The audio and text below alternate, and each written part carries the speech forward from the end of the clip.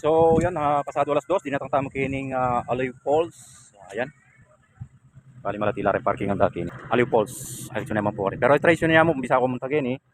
I-Google Map yun niya mo. Kaya po nga bali 80 pesos. Yung katao. Pwede ko manakil lang life vest. 80 po yung entrance kini balang katao. So nakikikaroon kanya na rin eh. Di Boss Ryan pala ito, makasrela kaya binang pamilya na. So rin kaya beta mo rin mga motorista. So lawin tayo itong falls kanya naman wanda, ng anti kasanti. Sila alam ito falls, pero akit tayo po takibat masula po tayo itong drone tam. Kontakin tayo.